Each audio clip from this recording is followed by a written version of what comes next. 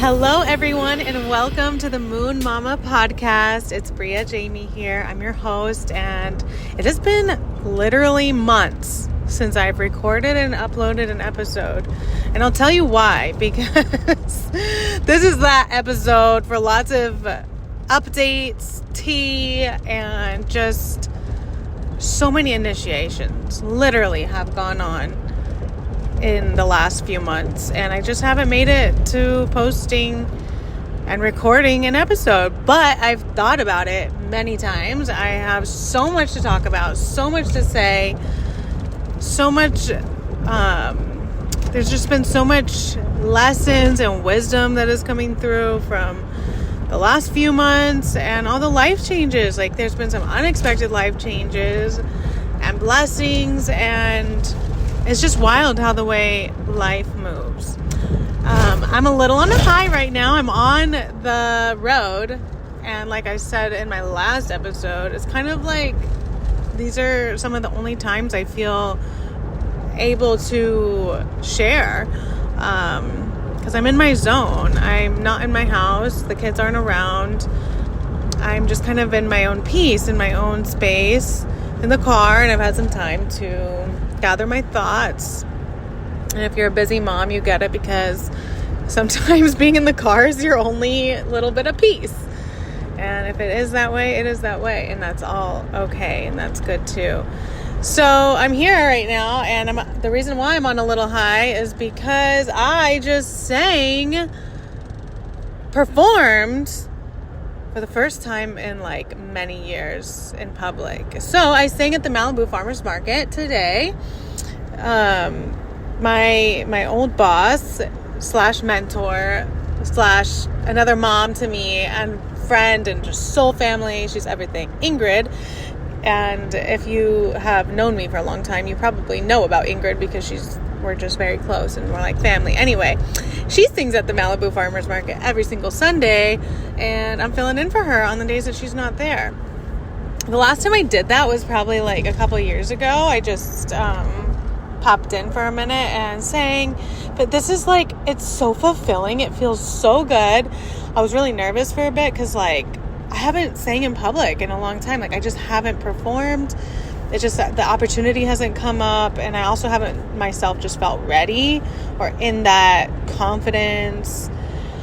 But we sing every day at home, like literally with the kids. We got karaoke on. Soul's a little singer. Luna's gonna be a singer too. She's like, they're just like, they love music. They love to sing. We fill our lives with music. I mean, music is our life. It's just no one knows about it because I don't share it. I'm not up there anymore, like actively performing. So today felt so good because this is who I am. Like, this is the deep essence of Bria. She's a performer. She's up there. She loves to sing and own her voice, and like, it's changed. Like, my voice has freaking changed for the better. It's definitely just like gotten more mature. It's more toned. There's more texture. It's just got this. It's seasoned now because I've been working on my voice for years now, and I feel like that chakra, the throat chakra, has just like expanded so much. And not only that, though, I've had many opportunities in the last few months where I've literally been forced. Well, I don't want to say forced, but life just moves you in that way to have to stand in your power and use your voice. And not just like singing, right? I'm not even just talking about singing. I'm talking about like words and being honest and truthful and authentic. And there's been some moments in the last few months where I've had to speak my truth, and I've had to really just like hone in on that and own my word, own my power, and really just share that with others. It hasn't been easy, and it's not always easy. It's not easy. It's not an easy thing to, be true to yourself, true to your word, true to others, how you show up, right? In hard conversations or maybe confrontations, actually. So it's been very powerful, and I feel like it's just awakening more and more. And also through my Raise Your Voice practice that hopefully I'll be able to start offering again and share to the community soon, because that is so powerful, and it's something that I do very, very often throughout the week, just myself. But yeah, I need to share this with others. I will be sharing it with others. But this throat chakra thing is very powerful, and it's just been activated even more so since I become a mother. And like my whole path before that, gosh, this is a whole episode in itself that I gotta do.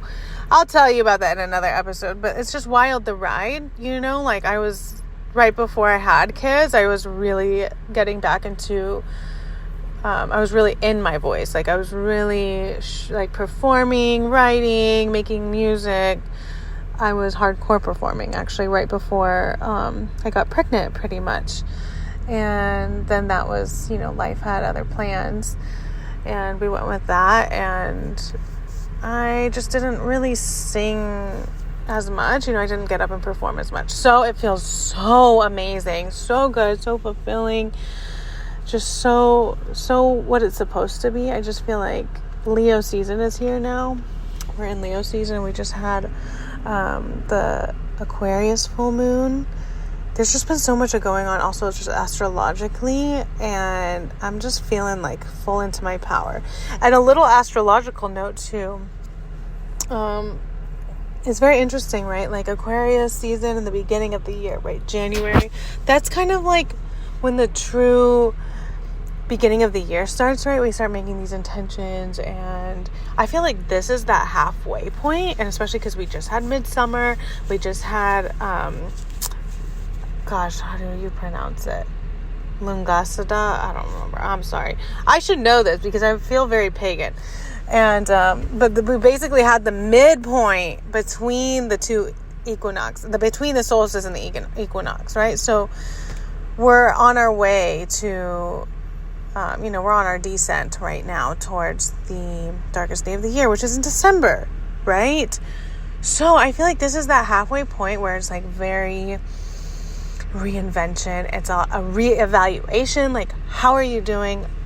What have you completed and what have you not? What do you want to work on of those intentions that you've set in the beginning of the year? And for me, one of the things was to sing, and use my voice and perform. So this opportunity came up, and I'm like, wow, this couldn't be the perfect time. And let me tell you, I struggled with saying yes.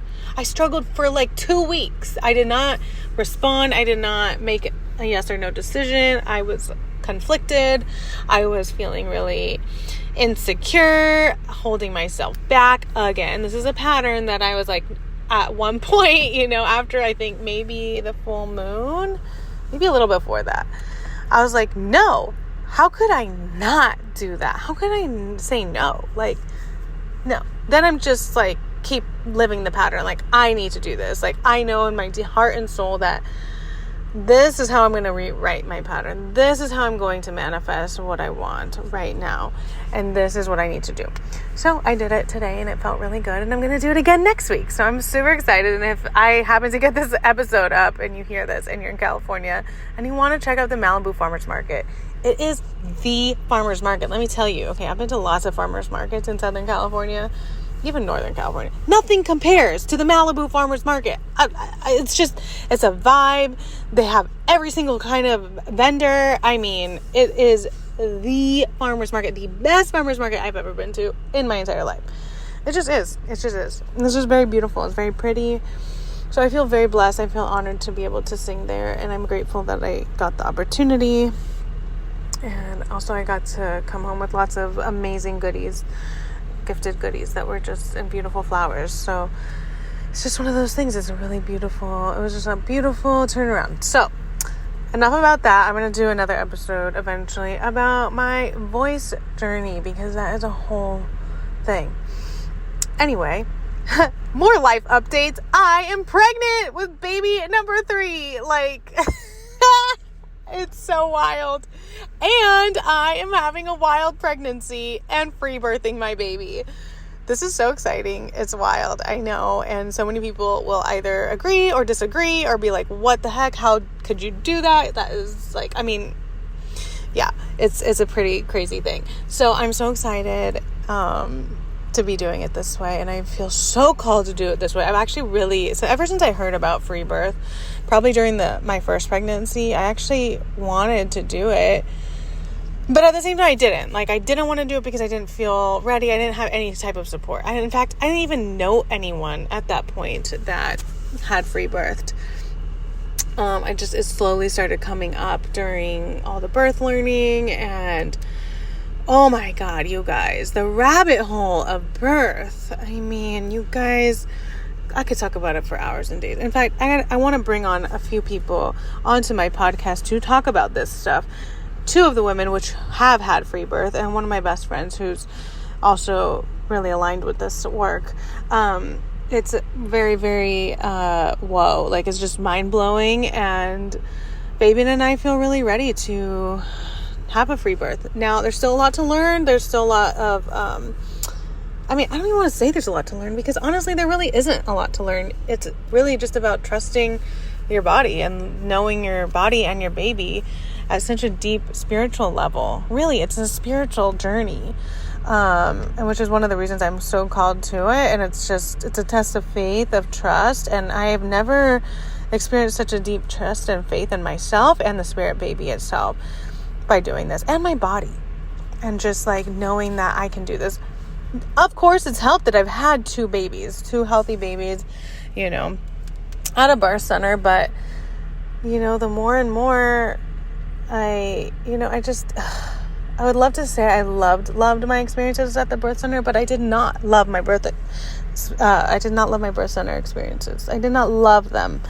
I liked them, and I'm grateful for them. I'm so grateful for the path, and I feel like this is the evolution of the birth for me, and now I'm ready to do it on my own, because it's really sad to me how the regulations are in this country. I don't even know if they're like this everywhere else, but now free birth is actually becoming way more popular because people are starting to realize, and it's really just messed up. There's just so much birth trauma out there that could be so prevented, and I can't wait to actually get into this work and doing this work and working with women, because it's so needed, and women need support, and they need to also be reminded that you hold all the power, and you can trust your body and your baby. You can know your body so well that you can birth your baby unassisted, undisturbed, with whoever you want there. Now, if it's a medical midwife, then it's a medical midwife, but that's really what there is out there, unless you find a birth keeper, a sovereign birth worker who is willing to hold space. And a lot of them don't have licenses, because a lot of midwives that have licenses, they're legally supposed to do all these things. And it's really unfair in my opinion, I think it's really unfair, because I was threatened multiple times with hospital transfers because of, passing a certain due date, or, blood tests, or this and that. And I'm and I knew deep down that everything was be fine, and I didn't need any of that. And I ended up not needing any of that. But the stress that was put on me by just that knowledge that I knew was wrong, because you have to understand it's not always accurate. And the path is going to be the path. Okay? Either way. And listen, this is where it is totally about to each their own, right? And every woman's journey is their journey. If you feel called, you have to feel wherever you feel safest. Now, I'm the kind of person that when I work with you, but I work with a woman, I'm going to challenge the beliefs though, and I'm going to also educate. And so many people just don't know, right? They just think that, oh, the doctor's going to know everything. And oh, I'll be taken care of, instead of taking your own health into your own hands. Now, that's where I feel a lot of troubles go on. But then the stories are, then you end up having birth trauma. A lot of people will have birth trauma because they didn't know. They went into it just trusting your doctor and trusting the process of that, and then it doesn't turn out the way you hope or dream. So that's why it's so spiritual. It's so deep, and it starts from the get-go, and it starts from before you even conceive. It starts with the conscious conception, and also just knowing your body as a woman. So next year, I'm going to be, hopefully, I really want to do the blood mysteries school. And I feel I know so much already about women's bodies, the cycle, our hormonal health. I just want to learn more, and I want some sort of guess certification, maybe extra learning knowledge so that I can really feel confident to work one-on-one with women. And I mean, I could even start doing this already as a womb keeper myself, helping women, and also just through my own testimony. But it's a wild ride. And right now, so basically wild pregnancy, I'm not doing anything. No tests. There's no ultrasounds, no blood tests, no anything. Absolutely nothing. I know nothing. All I did was ever take a pregnancy test, and that's how I want it to be so far. But so for everyone out there who's afraid for me, because like that's always what it is, right? People are in fear. What if this? What if that? You could, but that's not smart. Oh, this and that. Oh, trust me, I've heard it all. Whatever, I just let it fly by because it's not my truth. It doesn't work for me. But I know that I've put it out there. I said, God, universe, divine source, if at any point, like, put it on my heart that you think that if I need to get outside care, put it on my heart, like really, really, like in the strongest way. But like in my journey right now, like I am so solid with that, with my communication with spirit, with the divine and God, that I know that will be, that I will get that download, that transmission. I will know if I need outside assistance, if I need to contact a midwife, if I need any type of support outside of the system or in the system, then I will get it. I'm not going to be like, see, that's where it's like, you have to know yourself. You have to trust your body. You have to trust that you're going to get this information, right? Trust in spirit, trust in God. So I do. And that's why I believe that this will work, is because I know that any given time, at any moment, if I feel the need to get outside help, I will. Now, excuse me, TBD, who's going to be at my birth. Now, one of my best friends, I trust her so much. She's going to be a doula. And, she'll probably come out of my birth being a freaking midwife after this. But I want her there. And so she'll be there, hopefully, God willing. Having a sister there that truly knows me and I feel comfortable around, that makes sense. And just my partner and my kids. Like, I need my kids there. And, sorry, I'm just like so passionate about this, but like the minute you leave your house, a birth becomes unnatural, and I just want to be home. I want to be in my peace. I want to be in my environment. And man, look, I know it's not gonna be easy the whole time, right? Like, or maybe it will. And you know what? I'm gonna put that out there because I truly want easy, blissful pregnancy and an easy, blissful birth.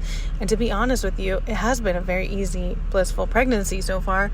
And I think because I didn't rush to go get any help. However, I'm 14 weeks. Who knows what's going to happen? Actually, I'm 15 weeks now. But it's just so cool. And I'm so excited for this ride and so excited for this journey of having a wild pregnancy and learning to really, truly trust my body, my baby, myself, my highest self, and God. And to just let it unfold the way it's supposed to. Highly recommend following and listening to the Free Birth Society at the Free Birth Society. I think it's at Free Birth Society. And they have a great podcast and resources. It's really cool. So many women have done this. I mean, we come from a lineage of women who have birthed before us this way. So a very long line. It's absolutely possible. It's been done since the beginning of time. And since when did we forgot? Oh, well, since a system became created and the medical system became corrupt. Okay. So this is a truth here. Okay. It's a rabbit hole, and feel free to DM me or ask me any questions if you're listening to this and curious and want to know more, because I will happily talk about it. I love to talk about it with whoever wants to talk about it. And I know that as I start sharing this more about my journey, because I don't even think I've openly shared that I'm doing it this way on social media, but I've just been saving it for this podcast, truthfully. I just wanted to let people know on here, I guess. But this is what we're doing, and I'm super excited. So just send me love and good energy, obviously, like, let's not like wish anything bad on people, and I think that's it's crazy, but there's people out there that do stuff like that. And check in with yourself, if you feel like, oh, well, I hope you learn the hard way. I don't know. People can be weird, right? And that's also a fear of mine, right? That's something that comes up. But that's what I'm willing to do. I'm willing to let the fears and these thoughts come up and work with them. And that's what this is such a huge opportunity going through this experience this way, that it's just growing me and stretching me spiritually, emotionally, mentally, in so many ways. And I think it's super cool, and I'm excited to share that with others. And I support you if you're a woman who's wanting to learn more about, the women's body, how to connect and be in tune spiritually and into this birth work. I would love to be there for you also, because we need more women that can be there for each other through these things, and thankfully all the women in my life that I've told so far are very supportive, and they totally trust me and know that I could do this. So that means a lot to me. And it means a lot to me that I've grown to this point where I have a really good amount of, I really have great people in my life that support and love me and give me that good energy. So I'm grateful. I'm just grateful. So yeah, I'm pregnant again, and it's just wild. I'm going to have a third baby. I'm so excited. We're not going to find out, obviously, if it's a boy or girl. We're not going to find out anything. We're not going to know anything. And it's just going to go the way it's meant to go. And either way, it's going to be beautiful. It's going to be perfect. Even if it's hard, it's going to be perfect, So I'm just going to keep holding that vision and intention. And we really called in the pregnancy, truthfully. I can't say that it was planned. It's not like we were trying or anything. I trust my body, but the way we had kept, for a couple months, there was some times where I'd be like, oh, I just wish I was pregnant again, or I can't wait to get pregnant again. But it wasn't really being serious. And then towards the last 2 months before I did get pregnant, I kept saying to Soul and Luna too, but Luna doesn't really get it because she's only, at that point, she wasn't even 1 yet. I was like, do you want one baby sister, 2 baby sisters? Do you want more baby sisters or baby brothers? And Soul would be like, 5 baby sisters, 3 baby sisters. It was so cute. He was just understanding, in a way. I don't know if he could tell that I meant more siblings. I don't really know. But it was just super cute. So I felt like just talking about it was kind of prepping them. And we were all kind of calling it in together. Because I also knew that you do call in a soul, we're calling in the soul. This is how we make it a conscious pregnancy. It's we're attracting this soul that's going to join our family. And while it doesn't, actually come into the body until its first breath of life, it's still around, we're still attracting that energy. And it's just really cool, that we all get to call it in together, and it's going to just fit our family so beautifully that way. And that's how it's worked with both of them, Soul and Luna, and now this baby on the way. So it's really exciting. I'm super excited. Definitely follow me on Instagram to follow the journey in real time. I'm posting here and there when I get energy, when I feel it. Lately, social media has been a little bit of a struggle for me. I really just have to go on there when I'm about to share something, because it can get overwhelming with all the content that's out there, and just, spending too much time absorbed in, other things, or, you really gotta, especially when you're in a sensitive place. And I just finished my first trimester, so it's been a little bit sensitive, and I've just really needed to kind of be in my space and work through some things.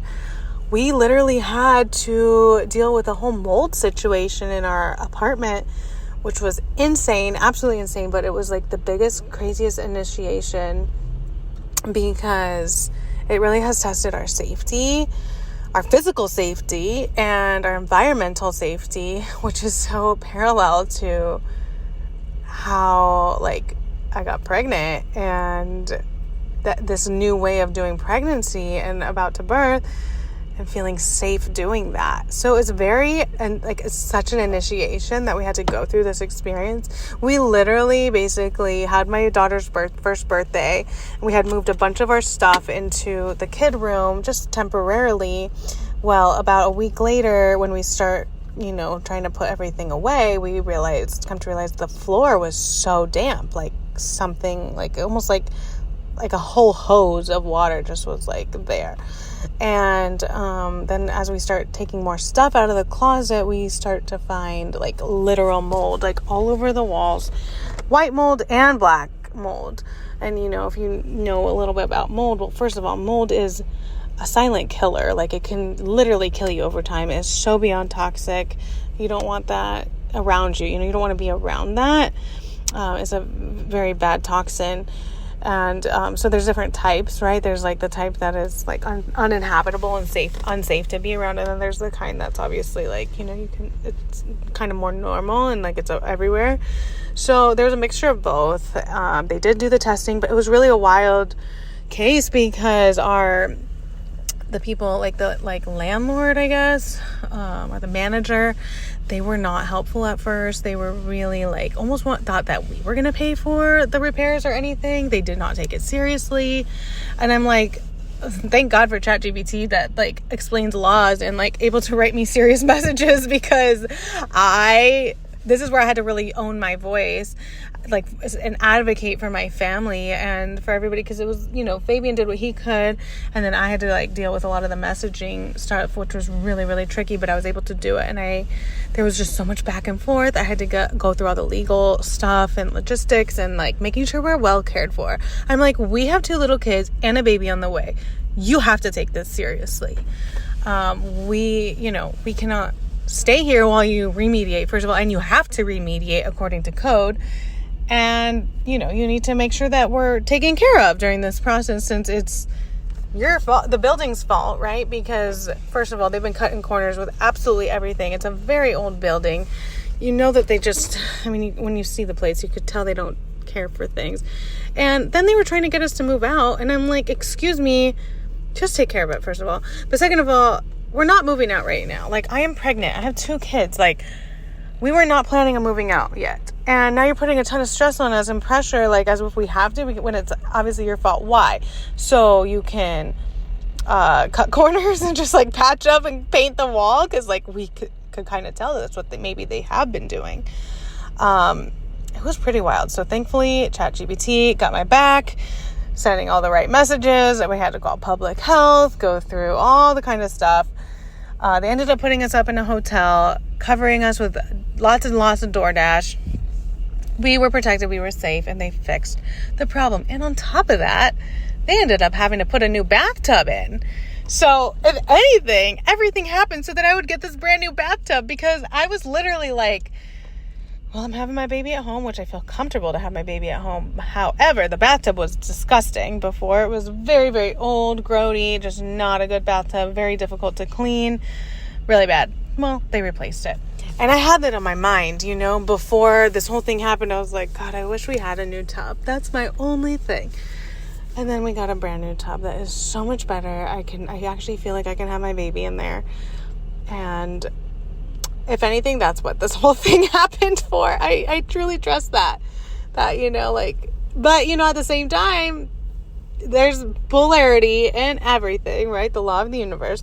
So there's this obviously it's been 3 weeks, I think, since we've been back, and I still have not cleaned out the room. So we ended up switching our rooms. So the kid room became our room, since we all sleep together anyway. We ended up just moving our bedroom, sleep room, in that room, but now the other room is just beyond disastrous. And life happens, life goes on, life happens, and we have so much going on right now that it was so hard for me it's been really hard for us to get organized. Plus, I've been pregnant, I'm tired, don't have all the energy to do it, but it's all good. I know at some point we will get it done. And I'm just so grateful that we don't have to move out. However, all of a sudden yesterday, they gave us a notice that on Monday some buyers are coming to look at the place. So the story clearly is still unfolding. And you know what? I'm in just a mode of deep trusting. I know that life takes care of me. takes care of me. Life takes care of me. Life supports me. I am safe. I am secure. I'm supported. I am seen. This is my mantra. This is how I stay high. This is how I stay up. This is how I get through, because I'm not going to let this shit take me down. Nothing's going to take me down. And, I have some moments that I might feel the complete opposite. But those are those moments that I get to sit with, and I let myself sit with that, and I give myself love there.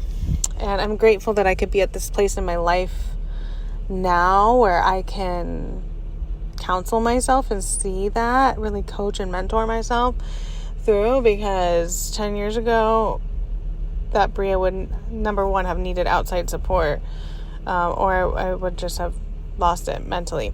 And there's some days I still lose it mentally, but I can pretty much mentor myself through and I have good support systems. So I'm really grateful. And my message to you today is that there is little lessons and teachings in absolutely everything. And there's always wisdom that you can pull from your situations that you go through.